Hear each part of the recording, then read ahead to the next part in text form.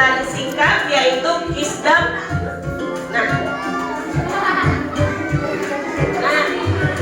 pertama, apa itu pengertian kisah handap atau cerpen?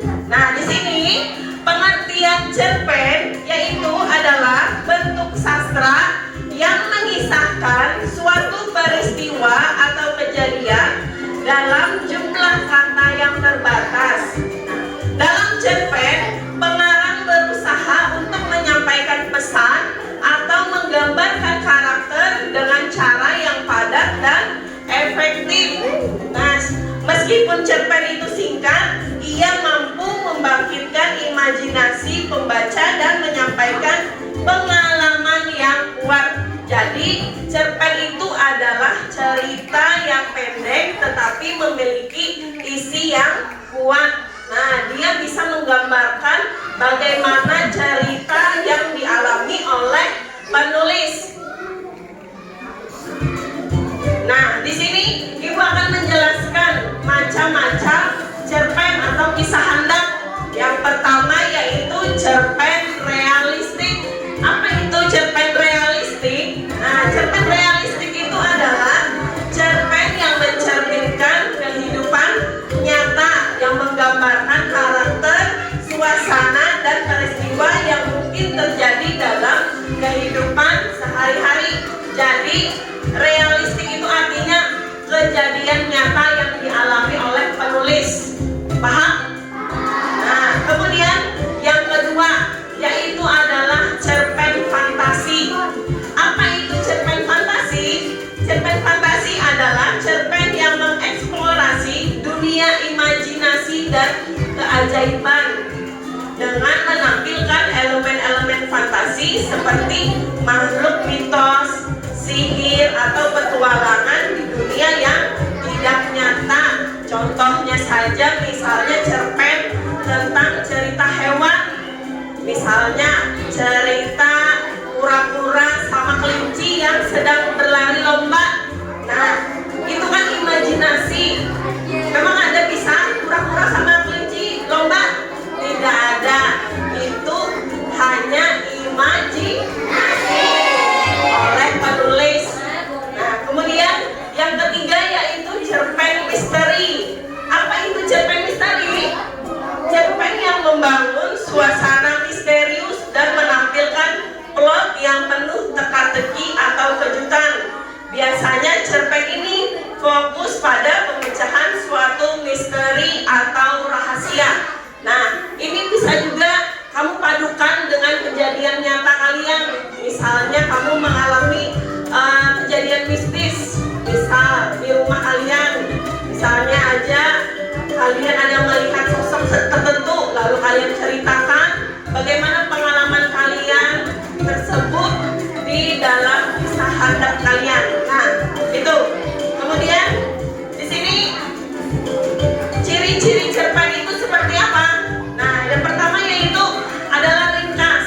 Ringkas itu adalah jumlah katanya terbatas, jadi tidak terlalu panjang seperti novel yang berhalaman-halaman. Tidak, cerpen itu hanya terdiri dari beberapa paragraf.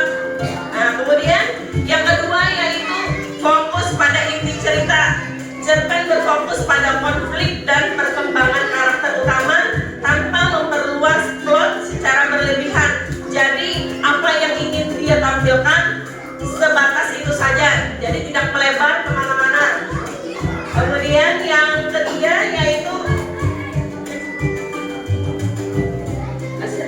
karakter terbatas ya. Dalam cerpen biasanya hanya ada beberapa karakter yang mendapatkan perhatian utama sehingga pembaca dapat lebih mengenal karakter-karakter tersebut. Biasanya cerpen ini terdiri dari beberapa orang saja, bisa 2 orang. Misalnya tadi terdiri dari si kura-kura dan kelinci, misalnya si kura-kura dan kelinci, jadi tokohnya cuma ada 2.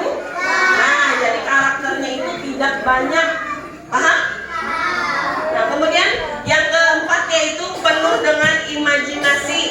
Cerpen membangkitkan imajinasi pembaca melalui penggunaan bahasa yang menggambarkan latar belakang dan karakter. Jadi dia bisa membuat kalian membayangkan apa yang dialami oleh si penulis.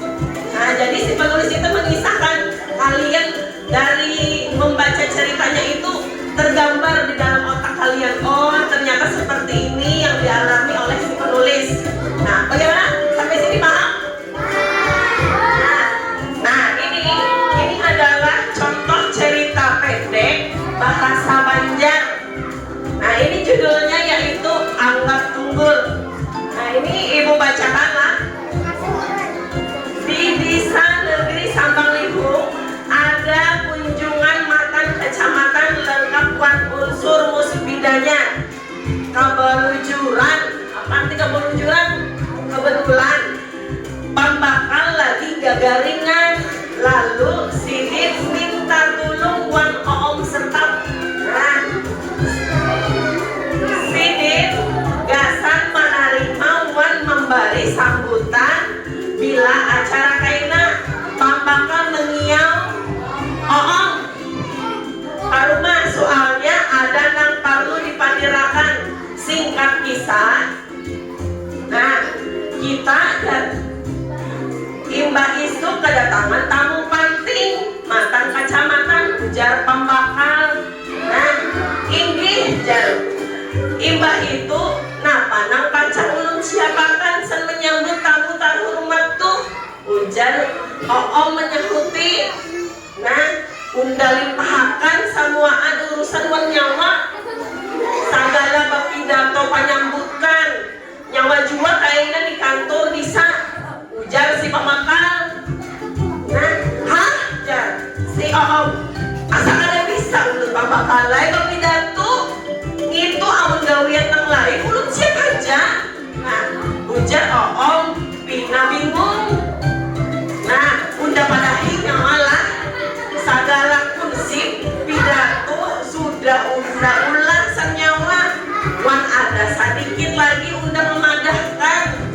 Apabila nyawa pidato jangan gugup, anggap aja tamu berataan di ruangan kantor di satu tunggul, jar pembakal pulang.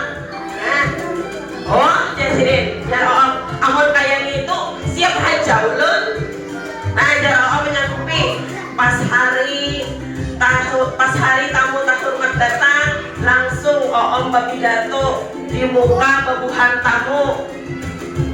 Nah, isi pidatonya, Bapak Camat Banua Ujung Tanah yang ulun hormati, Bapak Ibu unsur musbida dan sabarataan undangan yang ulun cintai, selamat datang di Desa Negeri Sambang Limbung. Mohon maaf sebanyak-banyaknya pada kesempatan wayang ini pambakal sadang garing, maka dari itu ulun ditunjuk mengganti beliau. Dan ada padahan beliau kamarian kepada ulun bahwa pian barataan ini ulun